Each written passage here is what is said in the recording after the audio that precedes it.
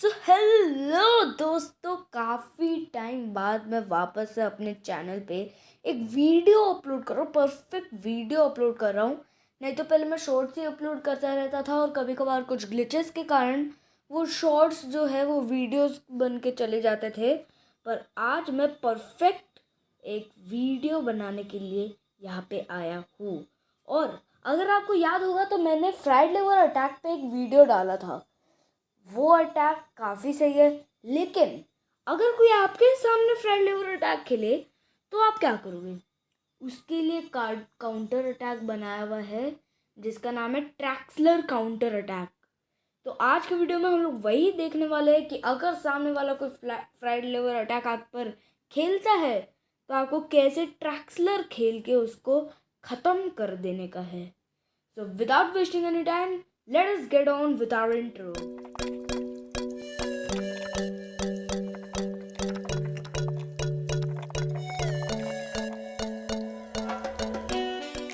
सो दोस्तों, ऑब्वियसली अगर ये फ्राइड लेवर अटैक का ही काउंटर अटैक है तो ऑब्वियसली फ्राइड लेवर से चालू होगा।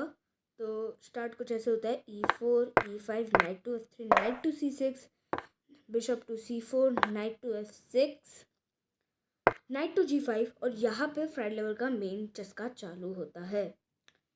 यहाँ पे क्योंकि हम लोग को मालूम पड़ गया, ज़्यादातर अगर आपको फ्राइड लेवर पता है तो आपको मालूम पड़ जाएगा कि सामने वाला फ्लाइट लेवर आपके सामने खेल रहा है। तो बचने के लिए आप ट्रैक्सलर खेलेंगे और ट्रैक्सलर यहाँ से शुरू होता है। ट्रैक्सलर में हम लोग को बिशप टू C5 चलना है और कुछ नहीं करना है। बिशप टू C5 वो कंटिन्यू करेगा, knight into F7, knight takes on F7।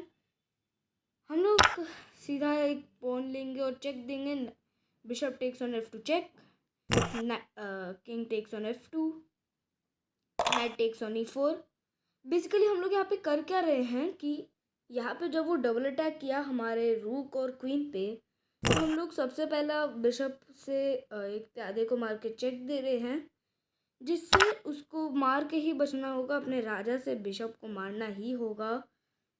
वो साइड में डॉज भी कर सकते हैं लाइक दिस, या हो सकता है लाइक दिस। मोस्ट प्रेफरेबल यही है और इसका हम लोग बाद में देखेंगे कि क्या होगा। तो आफ्टर डैट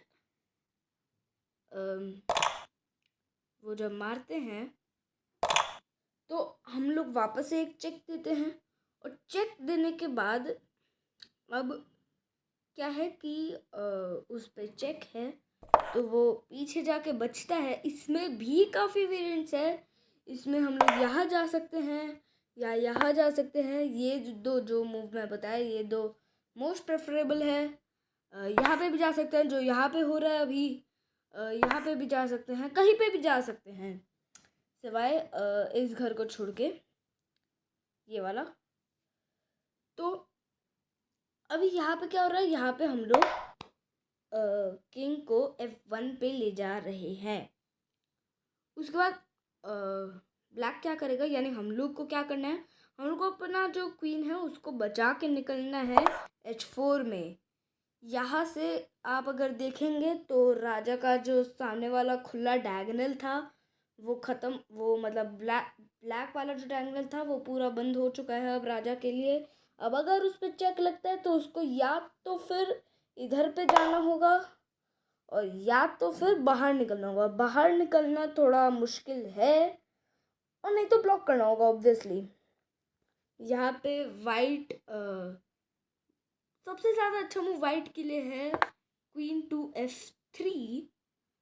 और हम लोग सीधा नाइट टू D4 चल के क्वीन पर अटैक कर सकते हैं। अब इससे क्वीन पे भी अटैक हो रहा है और यहाँ से हमारे लिए ये गेम जीतना काफ़ी आसान हो जाता है। तो ये था पहला वेरिएंट। अब चलिए देखते हैं दूसरे वेरिएंट पे। सो दोस्तों, हम लोग अब इस वाले वेरिएंट में देखने वाले हैं कि जब हम लोग अपने नाइट को E4 में ले जाते हैं और जो यहाँ पे प्यादा था उसे मारते हैं और चेक देते हैं, और उस समय राजा अगर G1 में खिसक गया, छिप गया अंदर जाके, तो हमें क्या करना है और क्यों करना है। तो यहाँ पे हम लोग क्वीन H4 रखेंगे। क्वीन H4 आपको याद रखना है, मोस्ट ऑफ द वेरिएंट्स में क्वीन H4 ही चला जाएगा, क्योंकि ये सबसे अच्छा मूव है ट्रैक्सलर के इन जगहों में। मैं हमेशा नहीं बोल रहा, पर इन जगहों में मैं जितना वेरिएंट दिखाऊंगा उसमें ज़्यादातर क्वीन H4 ही होगा इस मूव के बाद। यहाँ पे अगर वाइट अपने प्यादे से क्वीन पर अटैक करना चाहता है और क्वीन को घिसकाना चाहेगा, तो हम लोग सिंपली अपना नाइट सैक्रिफाइस करेंगे। एंड देन क्योंकि इनडायरेक्टली हमारे क्वीन पर अटैक हो रहा है रूक से, तो इसलिए हम लोग उसके प्यादे को मारकर चेक देंगे। चेक देने के बाद वो बचेगा एंड हम लोग फिर सीधा हम लोग का जो रूक है उसको खतरे से निकाल सकते हैं। अब इससे एक और फ़ायदा है कि अगर ये वाला जो नाइट है जिसको मैं अभी हिला रहा था, वो वाला नाइट अगर हट गया, हम लोग के पूरा कंट्रोल में है ये पूरा रो। पूरा एफ वाला जो रो है वो हमारे कंट्रोल में है, तो इसलिए ये भी काफ़ी अच्छा है वेरिएंट। इस वेरिएंट को आपको याद रखना है, ये काफ़ी जगहों पे हेल्प करेगा आपको। सो दोस्तों, अब हम लोग देखेंगे कि जब हम लोग प्यादे को मार के राजा को चेक देते हैं और वो E3 में मूव करेगा तो क्या होगा और हमें कैसा कैसा करना है अच्छे पोजीशन में आने के लिए, जीतने के लिए। इस पोजीशन में मैं जैसा कि बोला था, ज़्यादातर वेरिएंट्स में क्वीन H4 होगा, तो वैसे ही हम लोग क्वीन H4 चलेंगे।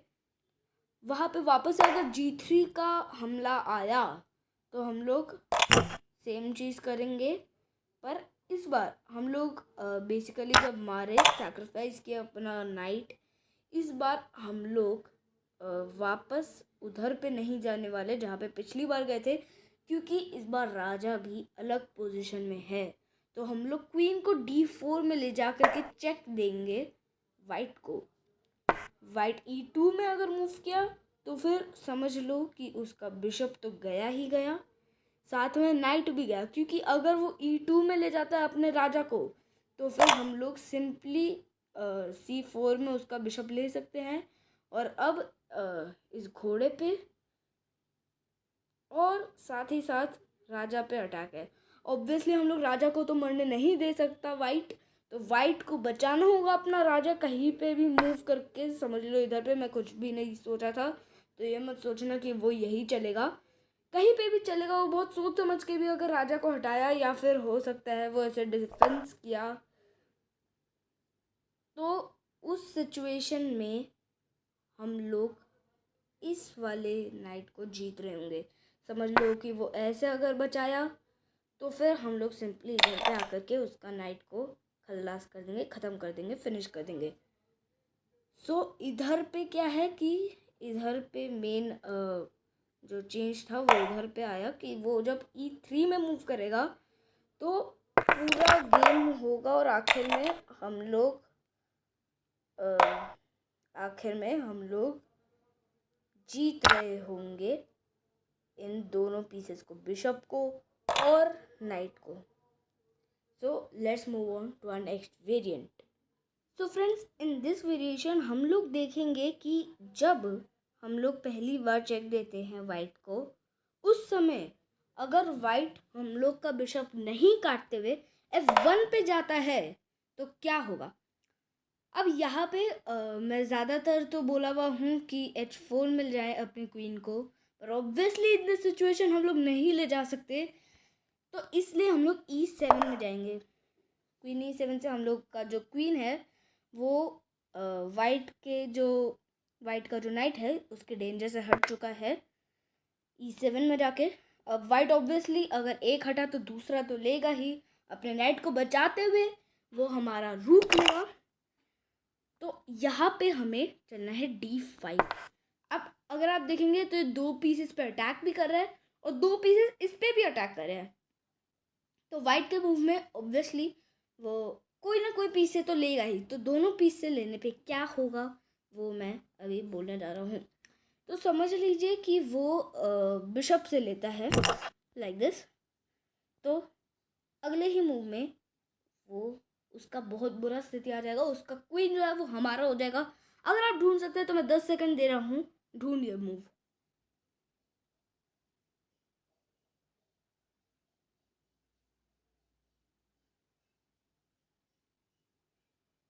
आप क्या ढूंढ पाए वो move?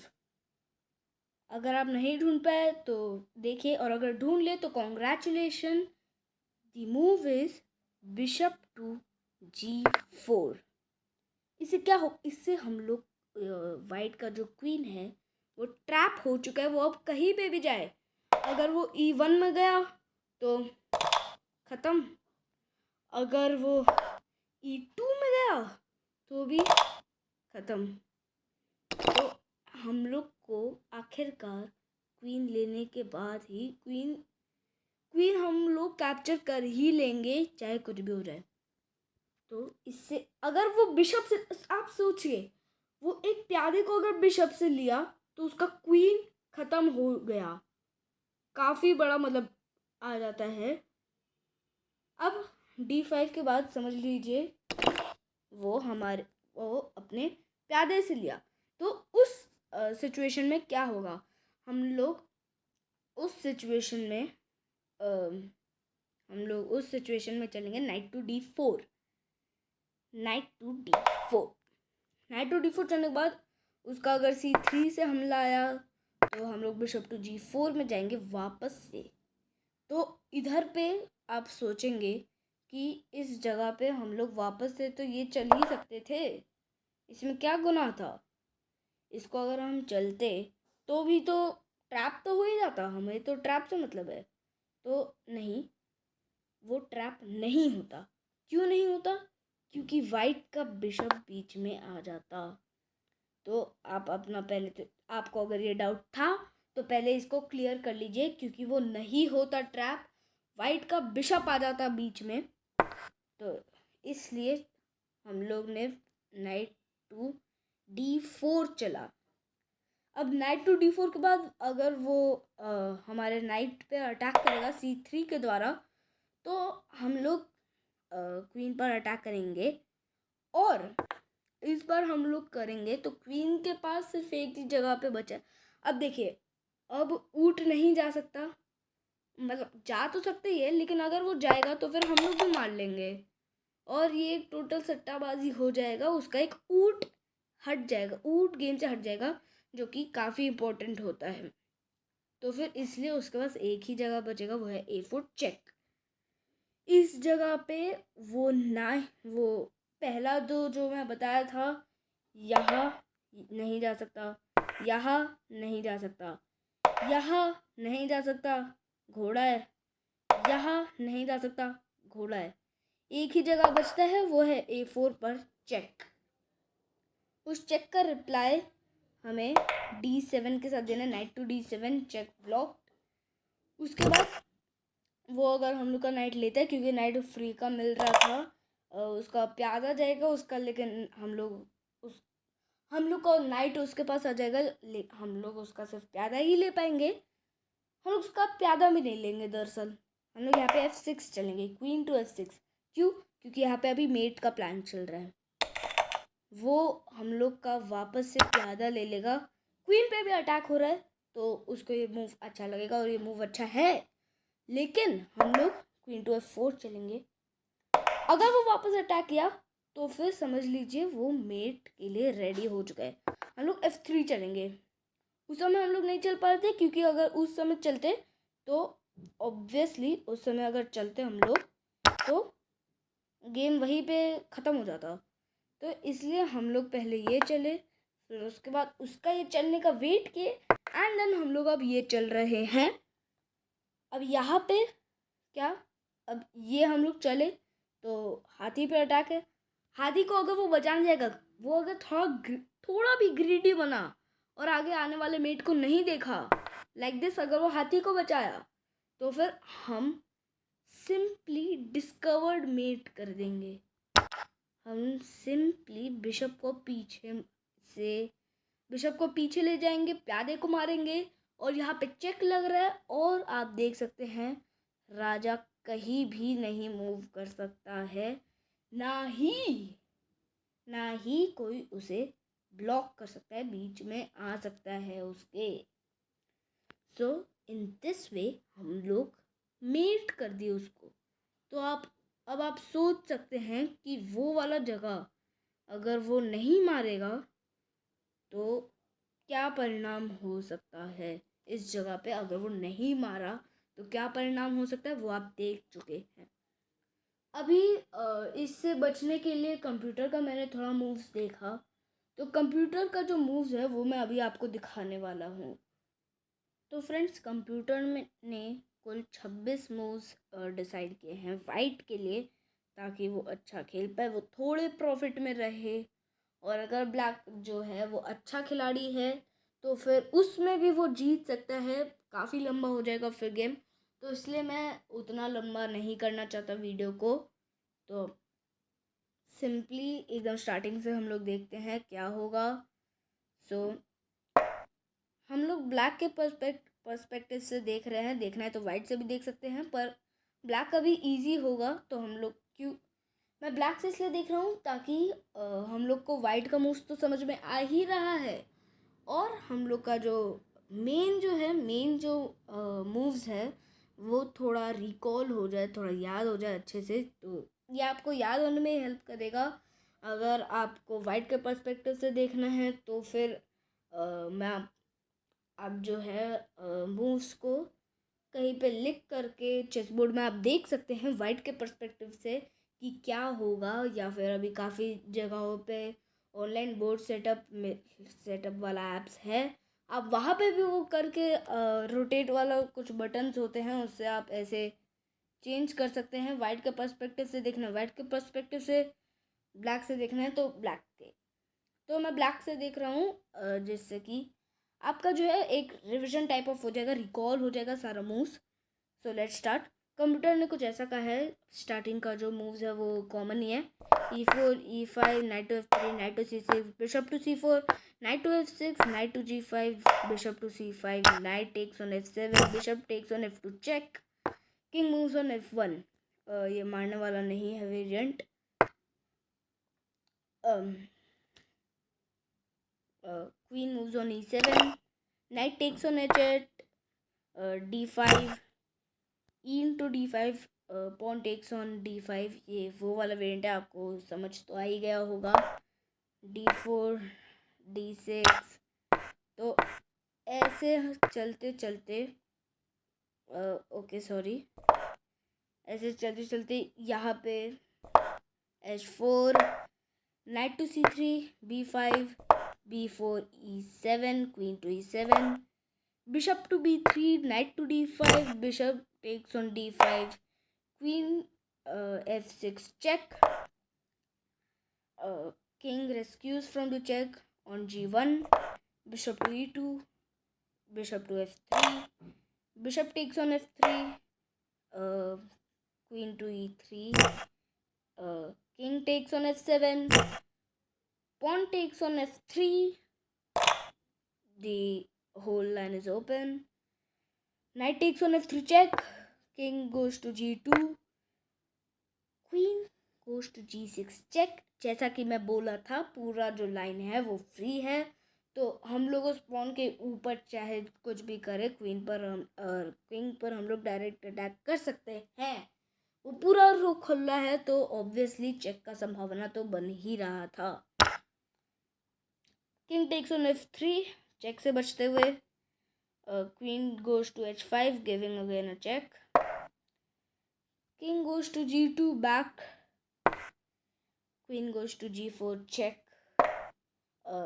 Not repeating the moves, क्योंकि काफ़ी टाइम रिपीट होता है मूव्स तो उसे ड्रॉ माना जाता है।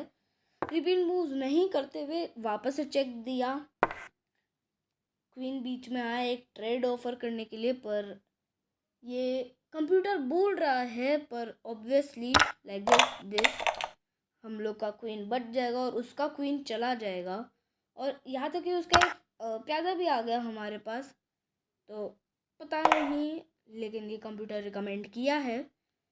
मैं कंप्यूटर रिकमेंडेशन ही अभी दिखा रहा हूँ। और फिर बिशप टू d2, ये कंप्यूटर का रिकमेंडेशन है। हाँ, इसमें वाइट का थोड़ा पोजीशन अच्छा है, वो पीसेस से अप है।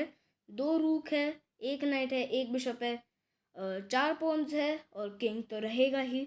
हम लोग के पास केवल और केवल 1 2 3 4 5 6 पॉन्स है, 1 किंग है, 1 क्वीन है, 1 रूक है। अगर हम लोग पॉइंट्स मिलाए तो 2 रूक का 10 पॉइंट होता है, किंग का तो छोड़ ही दो। 10 के बाद 11, 10 के बाद 4 पॉइंट और होगा पॉन्स का, तो 14, 14 पे 6 होगा बिशप और नाइट का, तो 20 पॉइंट टोटल वाइट के पास है अगर पॉइंट्स में गिने।